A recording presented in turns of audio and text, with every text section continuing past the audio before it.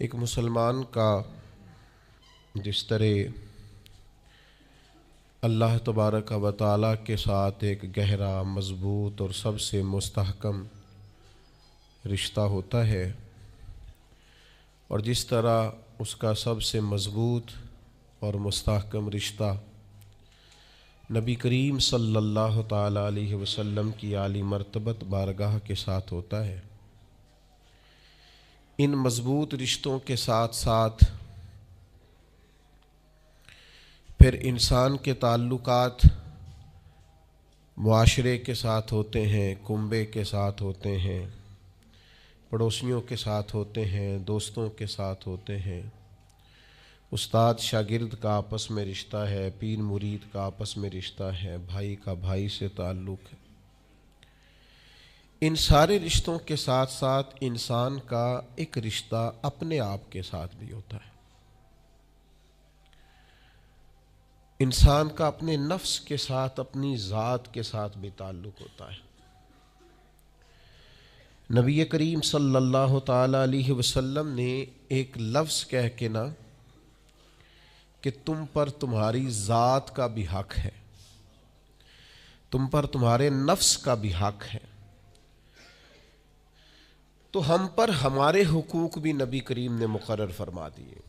جناب عبداللہ ابن عمر خود فرماتے ہیں کہ سرکار نے مجھ سے پوچھا کہ عبداللہ یہ بات ٹھیک ہے کہ تم ہر روز ہی نفلی روزہ رکھتے ہو اور ہر رات ہی نفلی عبادت کرتے ہو؟ تو میں نے عرض کیا یا رسول اللہ صلی اللہ تعالیٰ علیہ وسلم ایسا ہی ہے۔ اللہ کے پیارے حبیب علیہ الصلاۃ والسلام نے فرمایا ایسا نہ کرو۔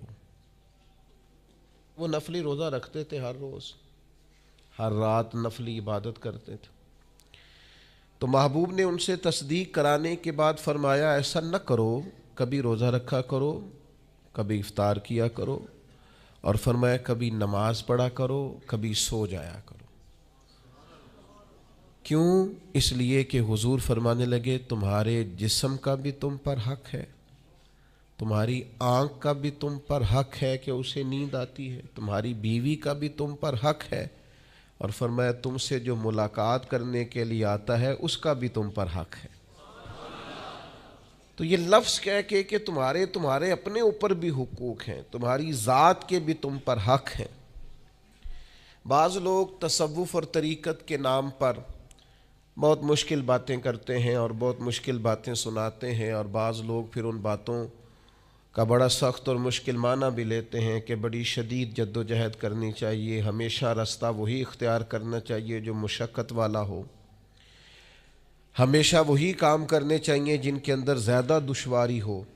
ٹھیک ہے، بعض اوقات مشقت والے کام، مجاہدے والے کام انسان کی نفس کی تربیت کے لیے بڑے اچھے ہوتے ہیں، لیکن ایسی مشقتیں، ایسے مجاہدے جو انسان کو اتنا کمزور کر دیں کہ وہ ضرورت کے جو حقوق ہیں وہ بھی پورے کرنے کے قابل نہ رہے، اس کی صحت پر ہی اثر انداز ہو جائیں، وہ آنے جانے والوں سے ملنے کے قابل ہی نہ رہے، وہ دیگر اس کے ذمے جو اس کے خاندان کے قبیلے کے بال بچوں کے حقوق ہیں وہ ادا ہی نہ کر سکے، تو اسلام اس کی بھی اجازت نہیں دیتا۔ خود ساختہ تصوف اور خود ساختہ طریقت کا جو مفہوم لوگوں نے بنا لیا ہے وہ مفہوم بھی درست نہیں ہے۔ ہمارے بزرگ تھے شیخ المشائخ اور استاذ الاساتذہ حضرت شیخ محمد تحسین رضا خان صاحب بریلوی رحمۃ اللہ تعالیٰ علیہ، 50 سال کے لگ بھگ انہوں نے درس حدیث دیا ہے۔ تو میں ان پر ایک مضمون لکھ رہا تھا، میں نے ان سے عرض کی حضور آپ تہجد پڑھتے ہیں؟ فرمانے لگے نہیں، میں عشاء جماعت سے پڑھتا ہوں، اس کو بھی سالوں بیت گئے، اور میں فجر جماعت سے پڑھتا ہوں، یہ بھی میری زندگی کا معمول ہے، لیکن میں سحری کے وقت اس لیے نہیں اٹھ پاتا کہ مجھے صبح 8 بجے بیٹھ کر بچوں کو درس حدیث پڑھانا ہوتا ہے، عشاء کے بعد مجھے مطالعہ کرنا ہوتا ہے، تو میں سمجھتا ہوں یہ بھی میرے لیے نفلی عبادت ہے، لہٰذا میں رات کو بھی کتاب و سنت دیکھتا ہوں اور سارا دن بھی کتاب و سنت پڑھاتا ہوں، امید ہے میرا رب مجھے تہجد کا اجر بھی عطا کرے گا۔ عزیز دوست آپ یاد رکھیے گا، اس کو سمجھیے گا کہ ہمارے ہاں بعض لوگ بعض چیزوں کو زیادہ دشواری بنا لیتے. فلاں آدمی کو میں نے کبھی نفل پڑھتے نہیں دیکھا، یہ طریقت نہیں. کیا آپ نے اسے نفل پڑھتے نہیں دیکھا تو وہ صوفی نہیں؟ آپ یہ بتائیے کبھی فرض چھوڑتے تو نہیں دیکھا؟ کبھی اسے ضروریات دین کو چھوڑتے تو نہیں دیکھا؟ اور نفل تو ویسے بھی انسان کا رب سے ذاتی معاملہ، ہو سکتا ہے سامنے والا چھپ کے پڑھتا ہو سکتا ہے وہ کسی ایسے لمحے میں پڑھتا ہو جب وہ سمجھے کہ اس وقت مجھے تنہائی میسر ہے. تو حضور نے فرمایا تمہارے نفس کا بھی تم پر حق ہے. جن جن چیزوں کو اللہ رسول نے جائز قرار دیا ہے وہ کوئی شخص بھی استعمال کرتا ہے تو اس کو کوئی شخص ناجائز کر سکتا نہیں. کسی کو بھی اس کا اختیار اور حق حاصل نہیں ہے. بلکہ صحیح بخاری کے اندر سیدہ عائشہ صدیقہ رضی اللہ تعالی عنہ کی ایک روایت موجود ہے. آپ فرماتے ہیں نبی پاک صلی اللہ تعالی علیہ وسلم نے کوئی کام کیا، بعد میں رخصت دے دی، اجازت دے دی، فرمایا چاہے کرو چاہے نہ کرو، نہ کرنے کی اجازت دے دی. پہلے سرکار نے کیا تو بعض لوگ ایسے تھے جنہوں نے اس رخصت سے فائدہ نہیں اٹھایا، وہ کام کرتے رہے. حضور نے اجازت دی تھی لیکن انہوں نے اس اجازت سے فائدہ نہ اٹھایا. تو نبی کریم علیہ السلام کو جب اس بات کا علم ہوا تو محبوب نے اللہ کی حمد کی اور حضور فرمانے لگے یہ بعض لوگوں کو کیا ہو گیا ہے کہ وہ ان کاموں سے بچتے ہیں جو میں کرتا ہوں، یعنی جس رخصت اور گنجائش پر میں عمل کر رہا ہوں اللہ کا محبوب ہو کے، وہ اس چیز کو چھوڑ رہے ہیں، اس سے احتراز برت رہے ہیں حالانکہ میں اجازت دے رہا ہوں. اور پھر اللہ کے حبیب علیہ السلام نے کیا خوبصورت انداز میں اس سارے مفہوم کو اتنا سمیٹا کہ اس کو ہمیشہ کے لیے بند کر دیا. اللہ کے محبوب فرمانے لگے مجھے اللہ کی قسم میں تم سب سے زیادہ رب کو جانتا ہوں اور میں تم سب سے زیادہ اللہ سے ڈرتا ہوں. تو جب میں کسی گنجائش پہ عمل کر رہا ہوں، جب میں کسی ضرورت پر عمل کر رہا ہوں، وہ یہاں ایک دوست تشریف لائے ہمارے پاس تو وہ ہمیں مشورہ دینے لگے کہ آپ کے ہاں بچوں کو چھٹی ہوتی ہے تو وہ تقریباً 1.5 دن بنتا ہے، ظہر کی نماز کے بعد ہفتے کو وہ چلے جاتے ہیں اور اتوار کا سارا دن وہ چھٹی میں رہتے ہیں، تو یہ 1.5 دن پورا ان کا ضائع ہوتا ہے. تو یہ تو معاملہ ٹھیک نہیں ہے. اس طرح تو ایسا ہے نا کہ مدارس دینیہ میں کیا کام ہے چھٹی کا؟ تو میں نے ان سے کہا ہو سکتا ہے مدرسے کے طالب علموں کو بھی نیند آتی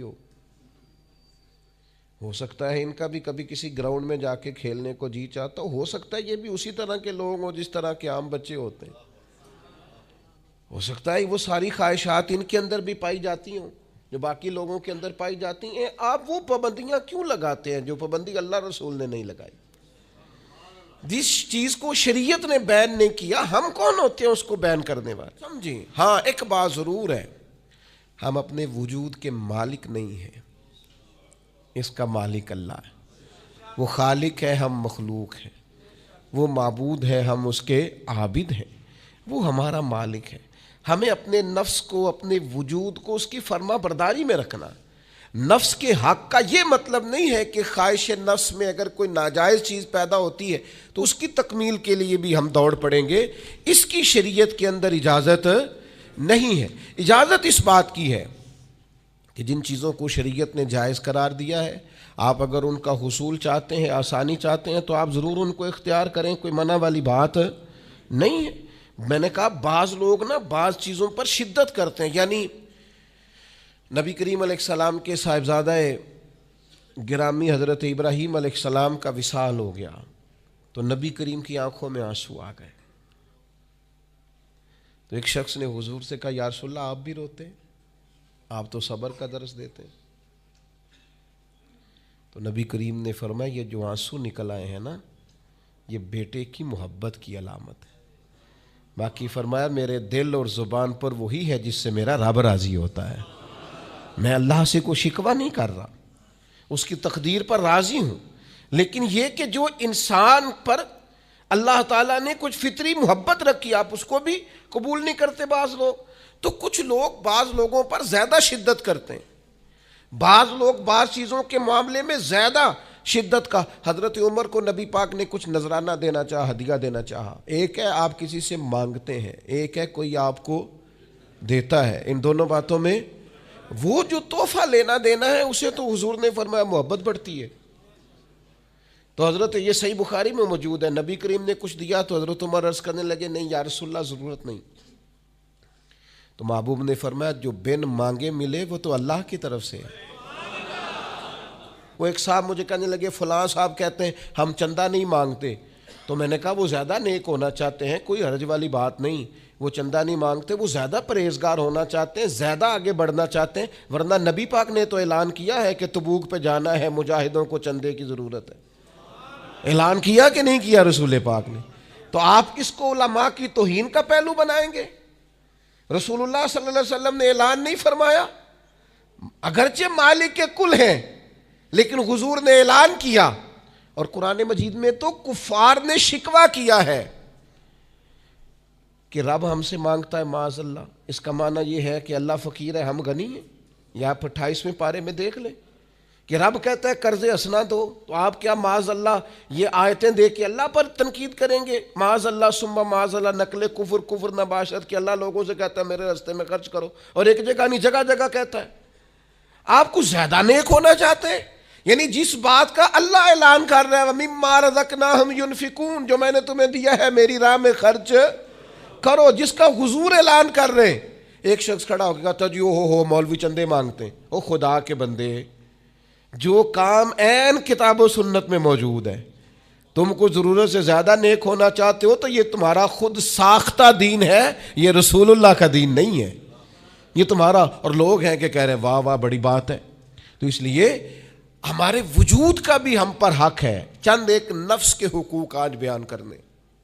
سب سے پہلا ہمارے نفس کا ہم پر حق یہ ہے کہ ہم اپنے آپ کو پہچانیں, اپنی صلاحیتوں کو پہچانیں, اپنے اوپر غور کریں. قرآن مجید نے ارشاد فرمایا کہ بل الانسان علی نفسہ بصیرہ, فرمایا بلکہ انسان خود اپنے اوپر گواہ ہے, اسے اپنا پتہ ہے. بہانے بنائے تو بات الگ ہے, یہ خود پر گواہ ہے, اسے خبر ہے.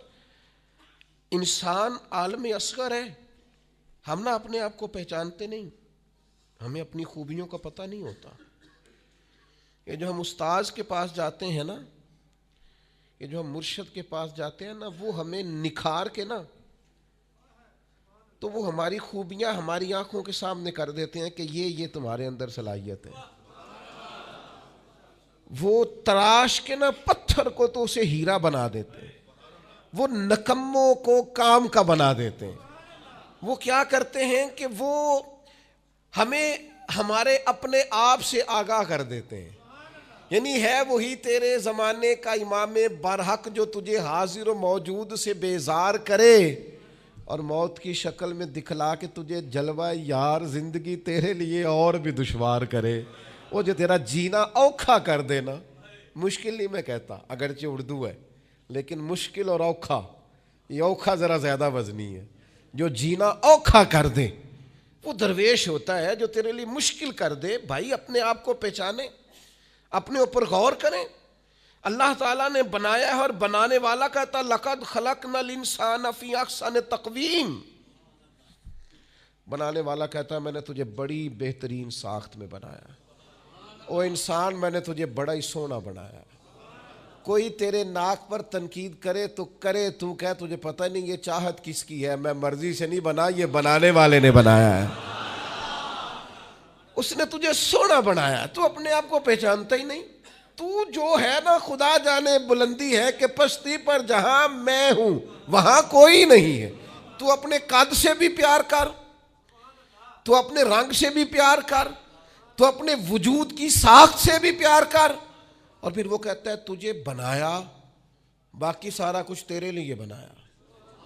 هو الذی خلق لکم ما فی الارض جمیعا. رب کہتا ہے زمین میں جو کچھ ہے نا میں نے سارا تیرے لیے بنایا.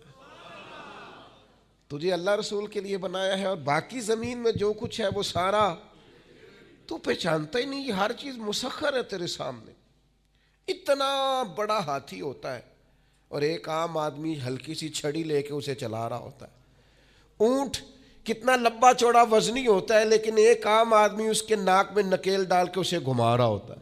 کتنی بڑی بھینس ہوتی ہے لیکن چھوٹے سے بچے نے مہار پکڑی ہوئی ہوتی ہے. ایک عام آدمی پائلٹ بن کر جہاز پہ بیٹھتا ہے اور منوں ٹنوں کے حساب سے وزن ہے، افراد ہے، لیکن ہواؤں پر سواری کر کے اسے چیرتا ہوا وہ مہینوں کی منزلیں گھنٹوں میں طے کر کے کراس کرتا ہے. تسخیر کائنات کے لیے تجھے بنایا ہے، تو سو رہا ہے، تو جاگتا ہی نہیں، تو اپنے آپ کو پہچانتا ہی نہیں. اقبال سے کسی نے کہا میں رب تک جانا چاہتا ہوں، تو اقبال کہنے لگے عجب نہیں کہ خدا تک تیری رسائی ہو، پر تیری نظر سے تو پوشیدہ ہے آدمی کا مقام. تو بندے کے مقام کوئی نہیں سمجھ سکا ابھی تک. من عرف نفسہ فقد عرف ربا. درویش کہتے ہیں جو اپنے آپ کو پہچان گیا وہی تو اپنے رب کو پہچان گیا ہے. اپنی قدر کو پہچانے، اپنی اہمیت کو پہچانے. آپ کے اندر بڑی صلاحیت پنہا ہے، چھوٹی چھوٹی باتوں میں پریشان ہو گئے، کام نہیں ملتا، کاروبار نہیں چلتا. اور تیرے پاس بڑا کچھ ہے یار، کام نہیں بھی ملتا. تو اگر وقتی طور پر کوئی حالات خراب ہیں تو اپنا قد کاٹ تو دیکھ، اپنا حسن تو دیکھ، اپنی سوچ تو دیکھ، تفکرات تو دیکھ. تجھے بنانے والے نے کوئی کمی چھوڑی نہیں، اس نے کمال کر دیا ہے، قدرت نے رنگ بھر دی ہے تیرے وجود میں. کبھی تو اپنے رب کے شاہکار ہونے کی نظر سے اپنے آپ کو دیکھے، تجھے اپنے آپ سے پیار ہو جائے، تجھے اپنے آپ سے محبت ہو جائے. وہ میں کبھی تنقید کیا کرتا تھا کہ یہ جوان شیشوں اور آئینوں کے سامنے بڑی دیر تک کھڑے رہتے ہیں. تو ایک دن ایک سادے سے بزرگ مجھے کہنے لگے یہ جو آئینے کے سامنے کھڑا ہے نا، یہ بھی رب کی تخلیق کوئی دیکھ رہا ہے. یہ کہہ رہا ہے کریم نے کمال نہیں کر دیا مجھے بنانے والا، حج نہیں کر دی. کیا حسن کے جلوے، کیا خوبصورتی اور کیا نورانیت اس نے پیدا کی ہے انسانی. اور پھر یہ جو دیا بن مانگے دیا. ایک بات یہ کہ اپنے نفس کو پہچانے، اور دوسری بات یہ ہے کہ عزت نفس کا بھی خیال کریں، اپنے آپ کو رسوا نہ کریں. اللہ نے عزت دی ہے تو اپنے آپ کو ذلت کی جگہ پر کھڑا نہ کریں، تہمت والی جگہ پہ اپنے آپ کو کھڑا نہ کریں. کبھی اپنے آپ کو اتنا کمزور نہ کریں. جھکنا ہے رب رسول کے سامنے، بلا وجہ دنیا داروں کے، سیٹھوں، نوابوں کے اور وزیروں مشیروں کے سامنے اپنے آپ کو رسوا نہ کریں. کسی کی گاڑی کے پیچھے بھاگ کے اللہ کی دی ہوئی شان کو کمزور نہ کریں. ذلت کی جگہ پہ اپنے آپ کو کھڑا نہ کریں. شریعت اسلامیہ نے مومن کا وقار کیا بیان کیا ہے. رب کریم نے فرشتوں سے جب مشورہ کیا تھا نا بندہ بنانے کے لیے، انسان کی تخلیق کے لیے، تو وَإِذْ قَالَ رَبُّكَ لِلْمَلَائِكَةِ إِنِّي جَاعِلٌ فِي الْأَرْضِ خلیفہ. اللہ نے فرشتوں سے فرمایا میں زمین پہ اپنا نائب بنانا چاہتا ہوں. اوہو، کبھی آپ اس کو سمجھ جائیں نا کہ یہ عزت کا تاج کیا ہے. رب کہتا ہے میں نے تجھے زمین پر اپنا خلیفہ بنایا ہے، تو نائب ہے میرا. اور کتنا تو پروقار ہے اور تو کتنا طاقتور ہے انسان، تیرے اندر کتنی صلاحیتیں ہیں. سورہ احزاب میں اللہ کریم فرماتے ہیں رب نے اپنی امانت زمین و آسمان پر رکھنی چاہی تو زمین و آسمان نے انکار کر دیا اللہ کی امانت کو اٹھانے سے. وَحَمَلَهَا الْإِنسان، اور انسان نے اس امانت کو اٹھا لیا. کہا مالک میں تیری امانت اٹھاؤں گا، میں تیرا نام لے کے گلیوں میں گھوموں گا، میں تیری توحید کے ڈنکے بجاؤں گا. حضرت انسان نے کہا میں تیرے نام کے نعرے لگاؤں گا، میں تیری عبادت کروں گا، میں تیرے لیے نکلوں گا، میں تیرے لیے خیرات کروں گا، میں تیرے رستے میں اپنی صلاحیت. وَحَمَلَهَا الْإِنسان، انسان نے امانت اٹھائی اور کہا مالک میں نکلوں گا تیرے نام کی سربلندی کے لیے، میں تیرے نام پر جہاد کروں گا. اگر جان دینی پڑی تو دعائیں مانگ مانگ کے کہوں گا مالک میں تیرے رستے میں شہید ہونا چاہتا ہوں. اللہ کی امانت کو حضرت انسان کیوں اپنے آپ کو رسوائی والی جگہ پہ کھڑا کرے، کیوں کمزور کرے. بہت پہلے کہا تھا، فقیر آدمی ہوں، جو باتیں کہتا ہوں کوشش کرتا ہوں سوچ سمجھ کے کہوں. بہت پہلے کہا تھا میں نے کہ جو اپنی برادری کو بڑا جانتا ہے اس کی زیادتی نہیں، زیادتی اس کی ہے جو اپنی برادری کو سب سے چھوٹا جانتا ہے. تو بڑا نالائق ہے، تو کہتا ہے میں چھوٹی برادری میں پیدا ہوا ہوں. تو مرضی سے پیدا ہوا ہے، یہاں تجھے تیرے رب نے پیدا کیا ہے. جو ماں تیرے، میں نے ایک دفعہ کہا کچھ دوستوں سے، کہنے لگے کدھر جا رہے ہیں؟ میں نے کہا اپنے والد صاحب کے مزار پہ. کہنے لگے پیر تھے؟ میں نے کہا نہیں. عالم تھے؟ میں نے کہا نہیں. کسی بہت بڑے ادارے میں کسی صدر نشین کی سیٹ پہ بیٹھتے تھے؟ میں نے کہا نہیں. وہ ٹریکٹر پر بیٹھ کر کھیتوں میں ہل چلاتے تھے، شام کو بھینسوں کا دودھ دھوتے تھے. وہ کسان تھے، وہ محنت کرتے تھے. پھر وہ تاجر تھے، چھوٹی سی تجارت کرتے تھے. لیکن مجھے اگر کوئی کائنات میں پوچھے گا نا خوش نصیب کتنے ہو، تو میں کہوں گا میں نے اس طرح کا باپ نہیں دیکھا جس طرح کا اپنا باپ دیکھا. اس لیے کہ میری شخصیت میں اگر کوئی نکھار ہے تو سب سے زیادہ رنگ میرے ابا جی کے بھرے ہوئے. تو میں کیسے انکار کروں؟ سب سے زیادہ ان کے دیے ہوئے رنگ ہیں شخصیت کے اندر، ماں باپ کے. او بھائیوں، ناز کے ساتھ زندگی گزاری جاتی ہے. کبھی اپنے آپ کو رسوائی والی جگہ پہ کھڑا نہ کریں، کبھی اپنے آپ کو کمزور نہ کریں، مضبوط رہیں، طاقتور رہیں. اور تیسری بات، ایک تو اپنے نفس کو پہچاننا ہے، دوسرا اپنی عزت کرنی ہے. کس کی عزت کرنی ہے؟ اپنی عزت کرنی، تکبر نہیں کرنا، اپنی عزت کرنی ہے. عربی کے کسی شاعر نے کہا تھا جو اپنی عزت نہیں نہ کرتا اس کی عزت بھی کوئی نہیں کرتا. اب وہ آپ نے ایک عام محاورہ سنا ہوگا، اپنی عزت بندے کے اپنے ہاتھ میں ہوتی ہے. اس کا معنی کیا ہے؟ آپ کبھی بھی کوئی ایسا کام نہ کریں جس سے آپ کی ذلت ہو. آپ اپنی عزت کریں، آپ اپنی تکریم کریں، آپ اپنے وقار کو بلند رکھیں. آپ کبھی بھی اپنے لہجے کو، معیار کو کمزور نہ ہونے دیں. آپ فکری توانائی کا ہمیشہ مظاہرہ کریں، طاقتور رہیں، کمزور نہ پڑے کبھی بھی. اور تیسرا یہ ہے کہ اپنے نفس کی تربیت کریں. جس طرح انسان اپنے وجود کی نشو و نما کرتا ہے نا، وہ کہتا ہے یہ کھاؤں گا تو طاقت ہوگی، یہ کھاؤں گا تو بیمار ہوں گا، یہ کھاؤں گا تو میں فریش رہوں گا، یہ کھانے سے میری طبیعت میں درد ہوگی. اسی طرح وہ اپنی تربیت کرے، اپنی نشو و نما کرے، اپنی روحانی تربیت پر توجہ دے. وہ دیکھے یہ کام کرنے سے میری طبیعت گناہ کی طرف مائل ہوتی ہے، اس بری صحبت میں بیٹھنے سے میرے اندر بعض بری چیزیں آتی ہیں، اس کے پاس بیٹھنے سے سوچے میری گدلی میلی کچیلی ہوتی، اور اس شخص کی صحبت جو ہے وہ مجھے تازہ کرتی ہے، اللہ کے قریب کرتی. تربیت نفس پر توجہ دیں، اپنی باطنی کیفیات کو ملاحظہ کریں. اپنی تربیت سب سے زیادہ انسان خود کر سکتا ہے. بل الانسان علی نفسہ بصیرہ، انسان خود اپنے اوپر گواہ ہے. وہ خود محسوس کرے کہ کہاں کہاں میرے اندر غلطیاں ہیں، کہاں کہاں میرے اندر کمزوریاں ہیں. وہ ان ساری چیزوں پر متوجہ رہے. ڈاکٹر نے دوائی دینی ہوتی ہے، اور دوائی دینے کے بعد وہ کہتا ہے یہ نسخہ ہے اور یہ کھانے کی ترتیب ہے اور یہ آپ کی پرہیز ہے. اب مریض کہے کہ جناب ڈاکٹر صاحب کوئی نظر کریں آپ تاکہ میں نہ نظر سے ٹھیک ہو جاؤں، تو ڈاکٹر کہے گا میری نظر یہی ہے جو میں نے نسخہ لکھا ہے نا، یہی نسخہ ہے، یہ دوائی کھائیں. یہ وہ لوگ آتے ہیں پیر صاحب کے پاس، کہتے ہیں کوئی نظر کریں میں نیک ہو جاؤں. بھی پیر صاحب نے نسخہ بتایا نا، 5 نمازیں پڑھو، نماز کے بعد یہ والا ذکر کرو. پیر صاحب نے بتایا نا اس کام سے پرہیز کرو، تو آپ ان بات مانیں انشاءاللہ اللہ شفا عطا فرمائے گا. آپ اس نسخے پر، وہ پیر فیض الحسن شاہ صاحب رحمۃ اللہ علیہ آل مہار شریف والے فرمایا کرتے تھے، مرید کہندے نے سانو نمازاں نہ پڑھاؤ، اللہ اللہ نہ کراؤ، ایویں ہی پہنچاؤ. تو کہتے ہیں یہ ایویں والا کام ہو سکتا؟ ہاں، جو شریعت کے احکام ہے وہ تو سارے کرنے پڑتے ہیں. اور پھر لوگوں کو نا ایسے موقع پہ بابا بلے شاہ جی یاد آ جاتے ہیں. کہتے بلے شاہ نو مرشد ملے ہے تے انہیں ایویں ہی جا بخشایا ہے. او نا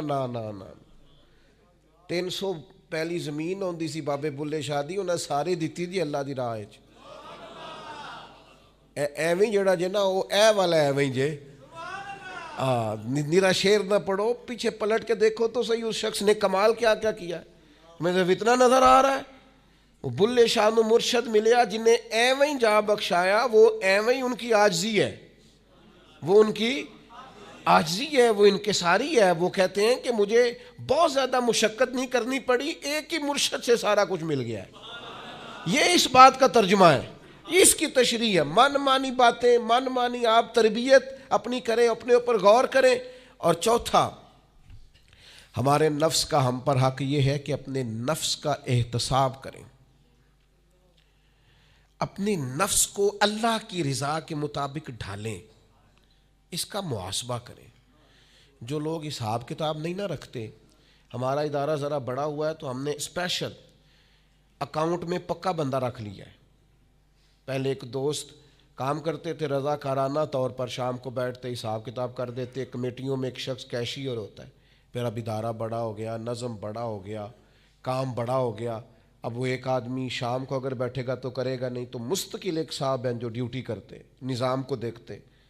کیونکہ اگر حساب کتاب نہ رہے تو چیزیں ٹھیک چل سکتی. سب سے زیادہ وہ تاجر ناکام ہوتا ہے جو کمائی کرے اور خرچ کا حساب ہی نہ رکھے, جس کو پتہ ہی نہ ہو آمدن خرچ میں بیلنس کیا ہے.